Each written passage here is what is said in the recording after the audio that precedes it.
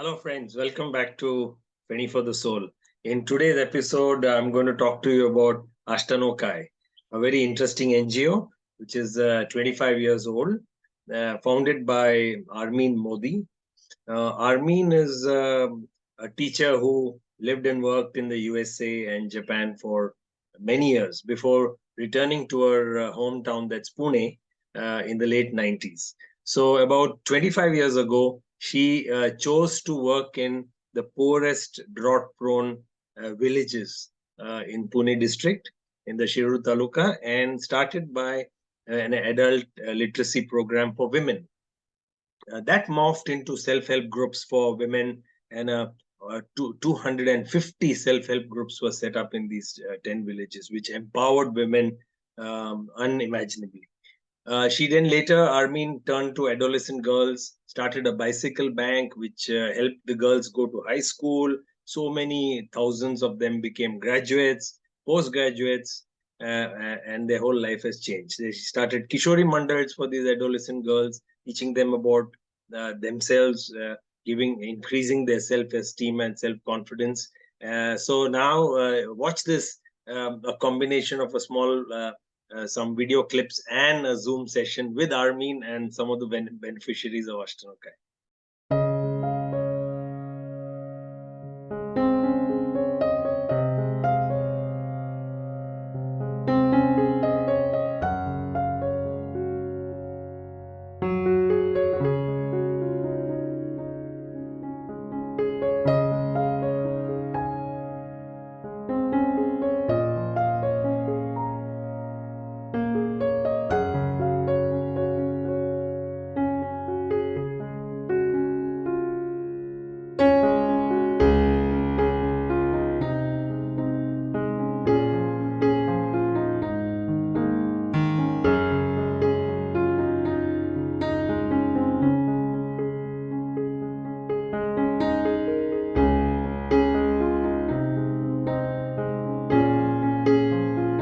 Good afternoon, Armene. Armene, my first question to you is that why did you choose to work in drought-prone Shirur Taluka with women and the girl child?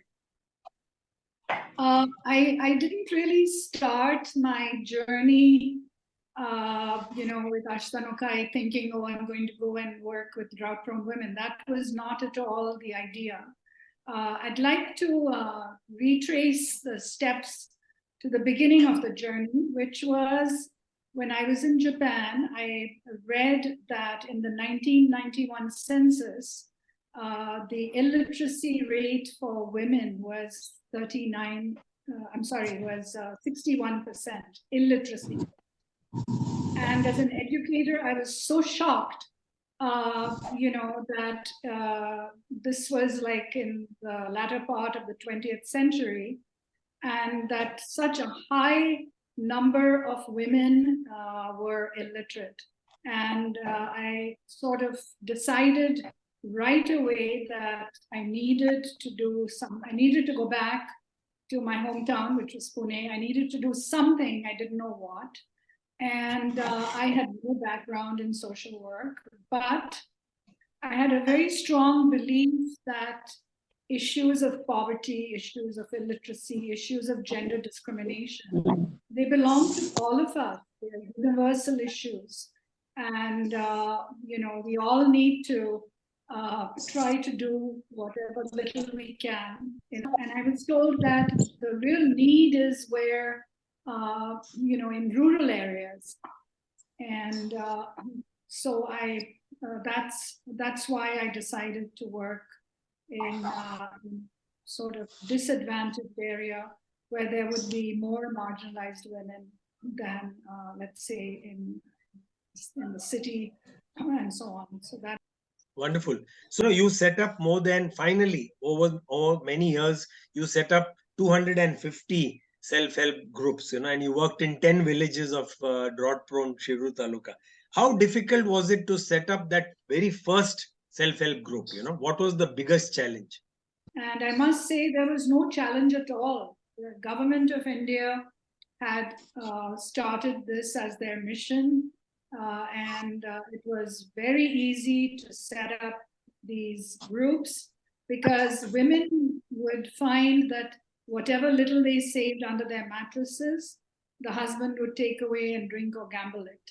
Whereas in the self-help group, the woman had a chance to at least save a little bit of money, A, and B, get access to credit, without any collateral, which of course banks would always, if they were giving loans, need collateral.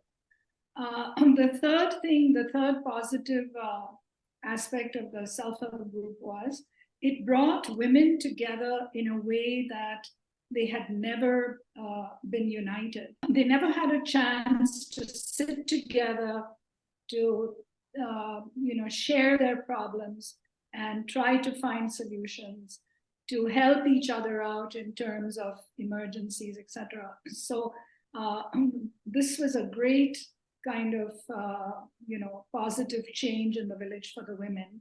And later, it became a platform for social change.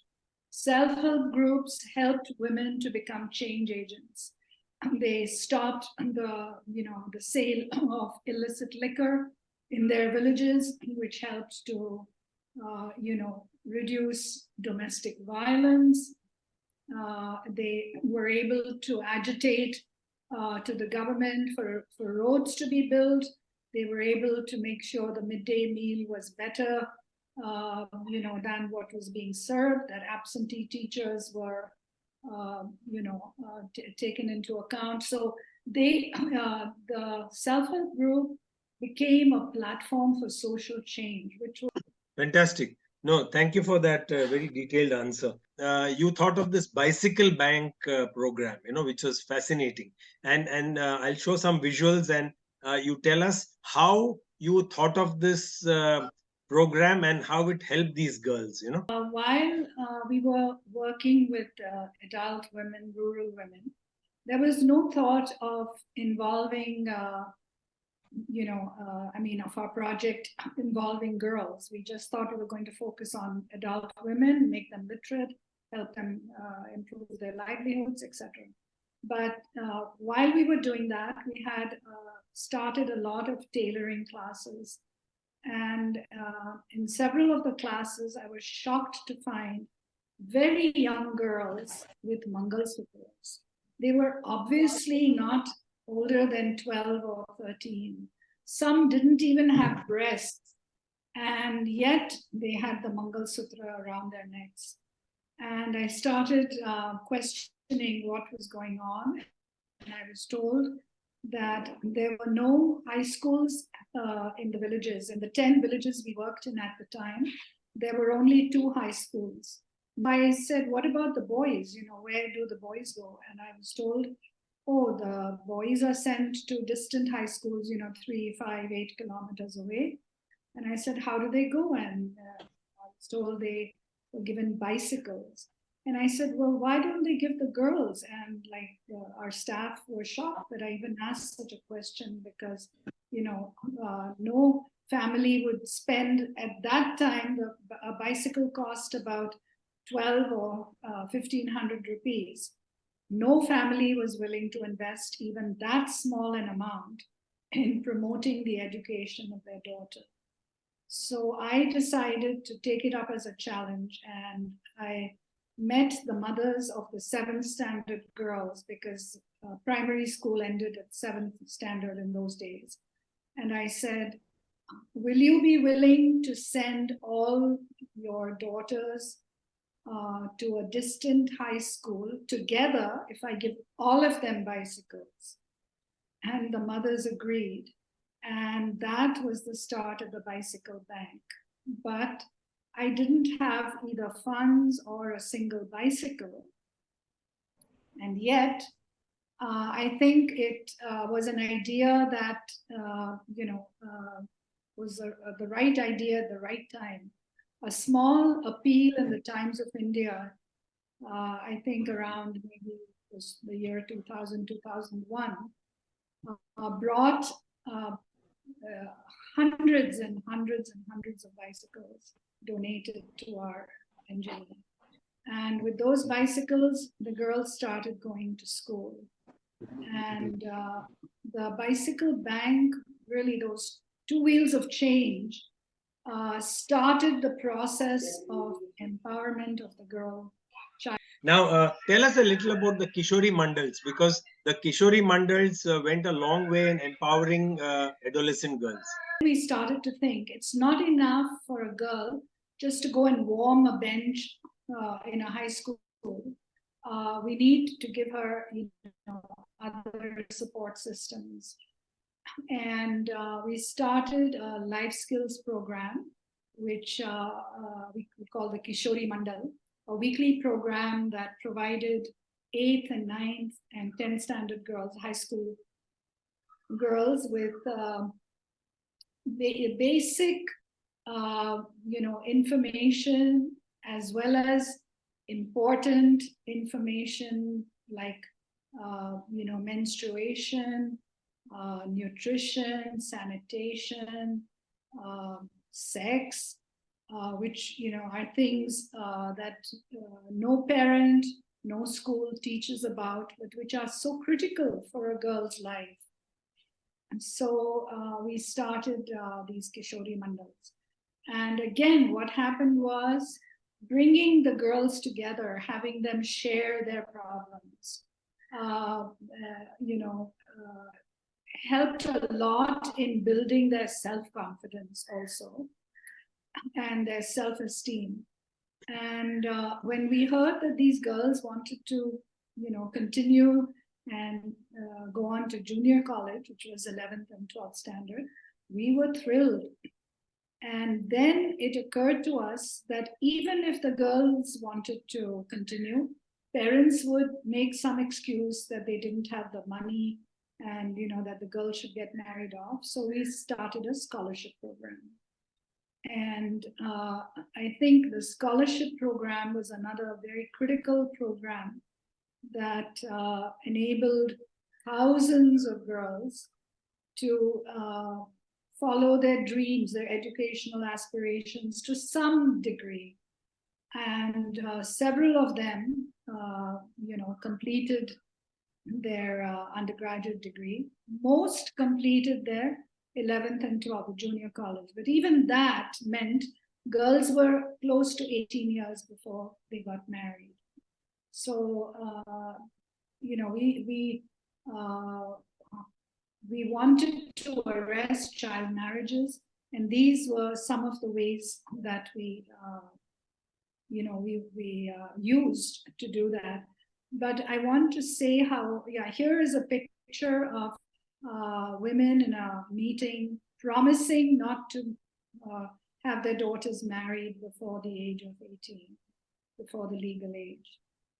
And I do want to say that we are so proud of our girls who, despite the challenges of a very, not such a great quality education today, some of them are doctors, dentists, engineers, pharmacists. Many are in the police force. There are forest officers, there are microbiologists. I mean, they blew us away. So what we did was we gave girls the wings to fly with all of these interventions. Fantastic. So it's a most wonderful story, Armene. Ashta No Kai is a wonderful story. Thank you so much for all those answers. I'm going to move to the beneficiaries and the people who have worked with you. Namaskar, Sitabai. Now, Sitabai. Yeah, Sitabai, is from a village called Khandale, and she's been a Gram Panchayat member. And she stood for elections and won a seat in the Gram Panchayat. And she has been a strong Ashta No Kai volunteer worker. And I'm going to ask her questions in Marathi, of course. So, Sitabai, मला सांगा की Ashta No Kai ni आपल्या गावात काय बदल घडवून आणलं? नमस्ते sir. ज्यावेळेस सर नमस्ते, माझं नाव सीताबाई दरवडे, बाळासाहेब दरवडे. ज्यावेळेस 1999 सालामध्ये सर संस्था आमच्या ज्या वेळेस गावामध्ये आले, तर त्या अगोदर म्हणजे पूर्ण गावातील ज्या महिला आहेत त्यांना म्हणजे नाही का असं घर आणि शेती याच्या पलीकडं काहीच माहित नव्हतं. चूल आणि मूल एवढंच उद्दिष्ट होता. पण ज्यावेळेस संस्था आमच्या गावामध्ये आली तर संस्थेचे उद्दिष्ट असं होतं की महिलांचं सक्षमीकरण आणि साक्षरता. तर इथून सुरुवात संस्थेने आमच्या गावामध्ये केल्यामुळं की पहिल्यांदा महिला आम्ही साक्षर केल्या. मग साक्षर रात्रीच्या शाळा चालू केल्या संस्थेच्या माध्यमातून. पण सर त्यांचं एवढं उद्दिष्ट होतं की कमीत कमी महिलेला सही करता आली पाहिजे आणि गावाला पुढे चालली तर तिला एसटीची पाटी वाजता आली पाहिजे, एवढं त्यांचं उद्दिष्ट होतं. तर त्याच्यातून खूप छान असं महिलांना आवड निर्माण झाली आणि आमच्या जवळजवळ सर 75% महिलांना गावामध्ये ज्या निरक्षर होत्या त्या साक्षर झाल्या, त्यांना सही येऊ लागली, गाडीच्या पाठी ओळखू लागल्या. आणि मग नंतर सर ह्याच्या माध्यमातून आम्ही बचत गट गावामध्ये तयार केले. बचत गट संकल्पना ही गावामध्ये आम्ही खंडाळा गावामध्ये राबवली. बचत गटामुळे ना महिला सक्षम झाल्या. सक्षम इतक्या झाल्या की कोणतीही त्यांच्या आरोग्याला असन, शिक्षणाला असन, शेती व्यवसायासाठी असन, उद्योग व्यवसायासाठी असन, प्रत्येक गोष्ट साठी पैसा हा बचत गटातून उचलू लागल्या आणि बचत गटाच्या माध्यमातून महिलांना व्यवहार ज्ञान मिळालं. Vaishnavi, let me introduce Vaishnavi Gadekar to you. Vaishnavi is doing her final year BCom. She's studying her final year BCom, and she recently did this barefoot lawyer program initiated by Ashta No Kai, and because of which she's what you call a paralegal person in her village. So Vaishnavi course जो program होता ना barefoot lawyer चा, ते तुला त्याचा काय फायदा झाला, कसं वाटलं तुला तो कोर्स करायला? गावात आहे ना 2 मुलींचे घटस्फोट होत होते. त्यासाठी एकीला सल्ला दिला आणि म्हणजे दोघींना सल्ला दिला. पण आम्ही जे शिकलो होतो सिम्बायोसिस कॉलेजमध्ये कायद्याच्या प्रशिक्षणामध्ये, तर एका मुलीने म्हणजे तिच्या घरी छळ होत होता म्हणून केला तिने घटस्फोट. पण एक मुलगी सुखी संसाराने आता नांदायला लागली.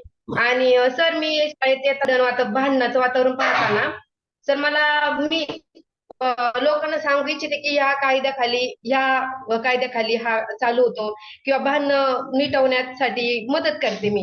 हो, आता आर्मीन मॅडम म्हणत होते की तुम्ही कराटे चॅम्पियन सुद्धा आहात आणि हे कराटे तुम्ही काय किशोरी मंडळ मध्ये शिकलात आणि कसं त्याचा उपयोग तुम्हाला होतोय?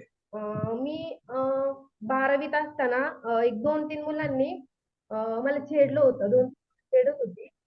पण काय झालं, मी त्यांना अटॅक करू शकत नव्हते. पण एक माझ्या मनामध्ये एक नवीन उमेद तयार झाली की बाबा आपण कराटे शिकलोय ह्याच्या. मग मी कराटेचा उपयोग केला आणि त्या मुलांना मी म्हणजे एका खोलीत बंद करून मारलं होतं. आणि एक अख्ख्या कॉलेजमध्ये ही बातमी पसरली होती की एका मुलीने 3 जणांना मारलं. त्यावेळेस खूप बचाव झाला सर माझा आणि मला ह्याचा खूप फायदा झाला. आणि माझं बघून अनेक मुलींनी कराटे पण लावली आणि शिकल्या पण अनेक. आणि त्या आज आहे ना वेगवेगळ्या साईट पण खेळतात. Neha, I'm speaking to Neha Narode, who's from Khandale village, which is also in Shirur Taluka. Now, she's also a beneficiary of Ashta No Kai, and she's doing her final year of Ayurveda medicine. So, मला नेहा एवढं सांग की bicycle bank आणि किशोरी मंडळचा तुला काय फायदा झाला? Sir मी 6वी मध्ये होते तेव्हापासून किशोरी मंडळ जॉईन केलं होतं. जसं की आता लहान असल्यामुळे बऱ्याच गोष्टी माहित नसतात. सीता मामींकडून आठवड्यामध्ये दर शनिवारी आमचे किशोरी मंडळचे क्लास असायचे, ज्यामध्ये मासिक पाळी, परत सामाजिक व्यवस्था, परत स्वच्छता, हायजीन वगैरे अशा बऱ्याच विषयांवर आमचे चर्चासत्र स्वरूपात मीटिंग होत असत. म्हणजे मामींकडून पण भरपूर इन्फॉर्मेशन भेटायची आणि काही मग आम्ही आमचे पण विचार शेअर करायचो. तर हे 2 वे प्रोसेस असायची ज्याचा खूप फायदा झाला. म्हणजे एक पर्सनल डेव्हलपमेंट म्हणा किंवा एक विचारांच्या मध्ये पण बदल घडवण्यासाठी किशोरी मंडळाचा खूप फायदा झाला. आणि इयत्ता 8वी मध्ये असताना 7वी नंतर परगावी जावं लागत होतं पुढील शिक्षणासाठी 8वी पासून. तर ते दूर असल्यामुळे जाणं पॉसिबल नव्हतं. तर त्यावेळेस 8वीला असताना मला ताईंच्या मार्फत सायकल भेटली होती, ज्याचा मला येण्या जाण्यासाठी खूप फायदा झाला. छान. आणि पुढे जाऊन मग तू कधी विचार केलास की डॉक्टर बनायचं म्हणून? ते कधी तू प्लॅनिंग केलंस? ते लहानपणापासून माझं स्वप्न होतं की डॉक्टर बनायचं, म्हणून मग पहिल्यापासूनच त्या दिशेने तयारी केली. तर आता तू फायनल इयर आयुर्वेदामध्ये आहेस, पुण्यात तिलक आयुर्वेद हो. महाविद्यालयामध्ये. सो काय पुढचे प्लॅन काय हो. आहेत तुझे? आयुर्वेदा डॉक्टर झाल्यानंतर काय तू गावात काम करणार आहेस का पुण्यात काम करणार आहेस? काय तुझं प्लॅन? सध्या तरी गावातच काम करायचा प्लॅन आहे आणि BAMS नंतर पुढे गायनेक आणि ऑब्स्टेट्रिक्स मध्ये MS करण्याचा विचार आहे. अरे छान छान. सो म्हणजे तुला पुढे पण जाऊन शिकायचं अजून मेडिसिन. फारच छान, हो. फारच छान. थँक्यू. Thank you sir. थँक्यू.